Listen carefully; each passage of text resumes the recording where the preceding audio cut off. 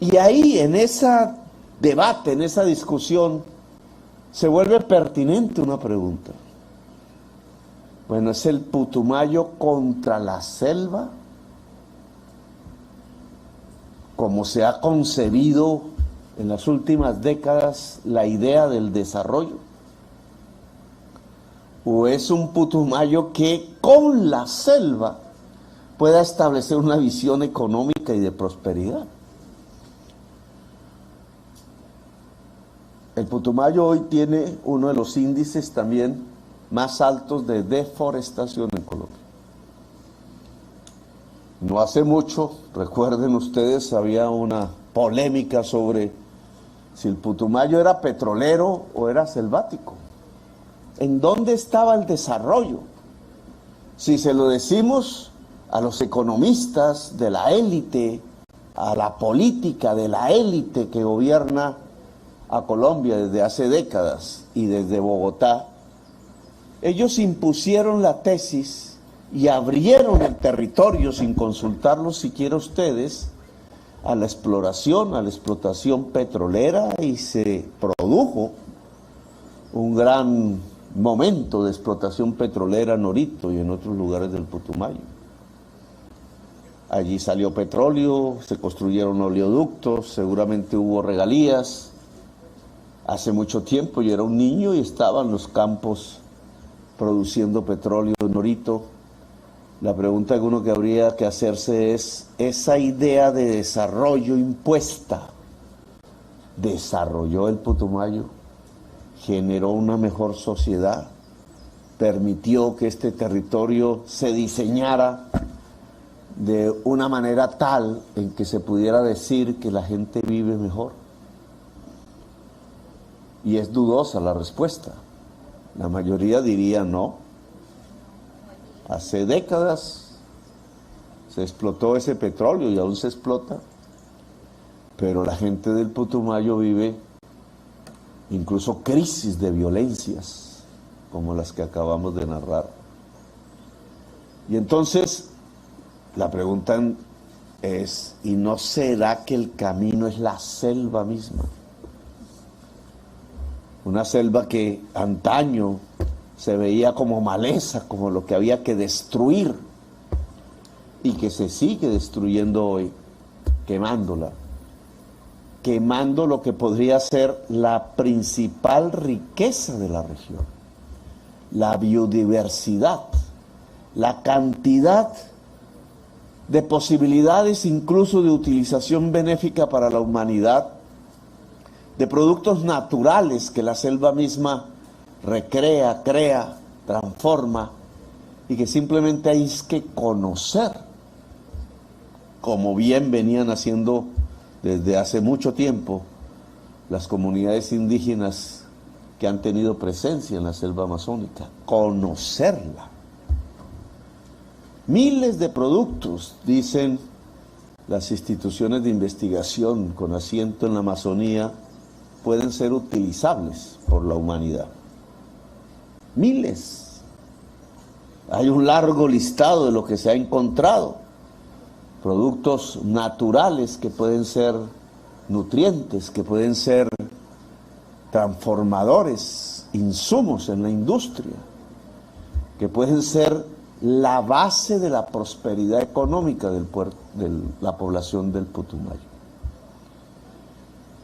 Si esta segunda es la perspectiva, y ustedes tienen que decidirlo, si lo que hay que hacer es regenerar y revitalizar la selva en lugar de destruirla, pues aquí habría un gobierno nacional no solamente dispuesto políticamente a acompañar ese esfuerzo, sino que está construyendo los instrumentos que nos permitan eficacia para lograrlo. Por ejemplo, y es bueno que desde aquí podamos hablar, porque si no, ¿desde dónde más? El programa que discutíamos incluso entre varias instituciones del gobierno ayer por la mañana, con el Ministerio del Medio Ambiente. ¿Cuál es el programa de la revitalización de la selva? Sabemos hoy que hay 3 millones de hectáreas que han sido afectadas de selvas en toda Colombia. En la selva amazónica hay 1 millón de hectáreas que ya no es selva, es potrero. Se ha creído que con ganado en ese potrero nos desarrollamos. Esa es la creencia. El Caquetá demuestra, y si se le pregunta al Caquetá, ¿qué es el Caquetá? Dirá casi toda la gente, un departamento ganadero. Pero el Caquetá es amazónico. Además hay 2 millones de hectáreas que aún es selva, pero que en cualquier momento, si continúa el proceso desatado desde hace varios años, la queman y se vuelve potrero. 3 millones de hectáreas, casi lo mismo que nosotros estamos proponiendo dentro de la frontera agraria, lejos de la selva, para desarrollar la agricultura de alimentos de Colombia y generar una democratización de tenencia de la tierra al campesinado, una reforma agraria integral que hace mucho se olvidó hacer en el país. Casi esas mismas hectáreas, en el caso de la selva, están es para destruirla. Y el Putumayo está en la vanguardia de esa destrucción. Y entonces, discutámoslo, porque ese es el plan de desarrollo que está a punto de aprobarse. ¿Destruimos la selva en el Putumayo o revitalizamos la selva en el Putumayo, volviéndola a dejar regenerar incluso en las zonas que hoy son potreros? Discusión que me permito abrir, porque alguien muy sabio podría decir, bueno, Petro, ¿y qué? ¿Y si dejamos crecer la selva en los potreros de nuevo, que ella misma tiene los mecanismos de regenerarse? ¿Nosotros cómo vivimos? Si vivimos de las 5 vaquitas por aquí, o vivimos del cultivo de la hoja de coca por allá, y de su transformación en pasta, para llevarla, dicen ahora, que al Ecuador, o de pronto estamos pensando en un monocultivo, que ya no es la selva. ¿Cómo se puede vivir si el programa es la revitalización de la selva? Entonces la respuesta es que estamos dispuestos a crear un fondo público, un fondo de la nación, abierto al mundo, financiado en primerísimo lugar por el presupuesto nacional, y no por los 4 años que nosotros vamos a hacer gobierno, porque un campesino podría decir, bueno, Petro, le acepto, pero ustedes se van en 4 años y después, ¿qué? Viene, como me pasó en Bogotá, otro mandatario que destruye los proyectos que había generado el gobierno, como el metro subterráneo, por ejemplo. Miren ustedes a ver si hay un ladrillo de metro hoy en Bogotá y no hay nada. Aquí podría pasar lo mismo, ya no en términos de ladrillos, sino en términos de árboles, de plantas, de vida. Lo que queremos es aprobar, a través de los procedimientos que están para ello, legales, unas vigencias futuras durante 20 años, tiempo en el que creemos la selva se puede regenerar, allí donde hoy hay potreros, con unas cuantías del presupuesto nacional mínimas, el piso, pero abiertas a la colaboración mundial.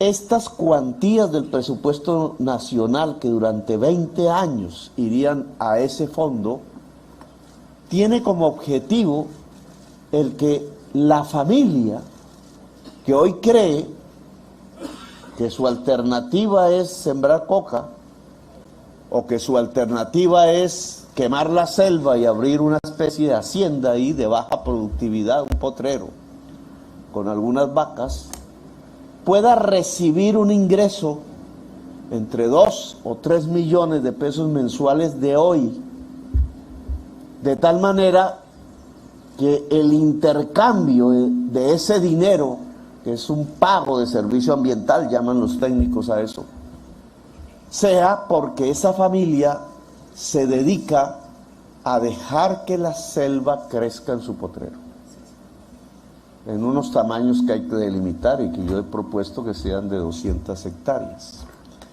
Y a través de un contrato que le permita a esa familia unos derechos sobre ese territorio que no pueden ser de propiedad porque la selva es pública, es baldío nacional, pero que sí puede hacer a través de concesiones de tierra hereditarias,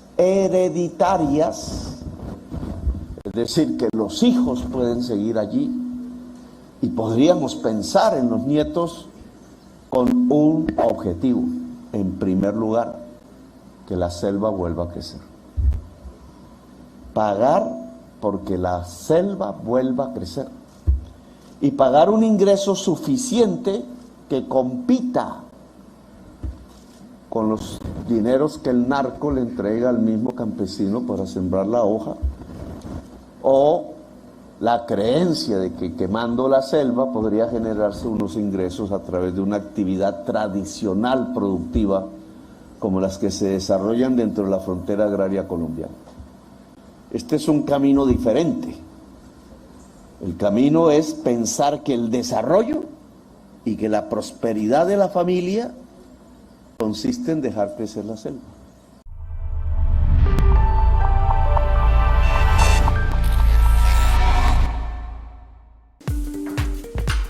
Hola, bienvenidos al Tercer Canal. Síganme.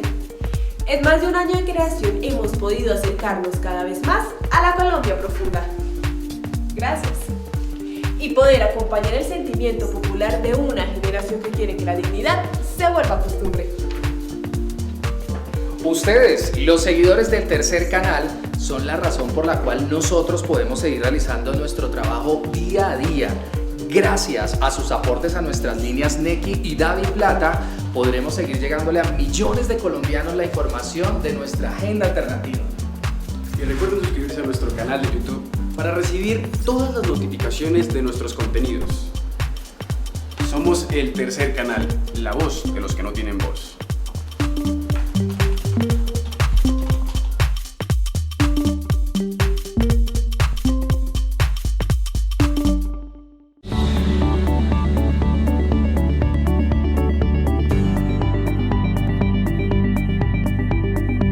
Búscanos en YouTube. Selecciona tu video favorito. Suscríbete a nuestro canal. Activa la campanita de notificaciones. Puedes donar fácilmente para que continuemos con nuestro trabajo. Somos el Tercer Canal, la voz de los que no tienen voz.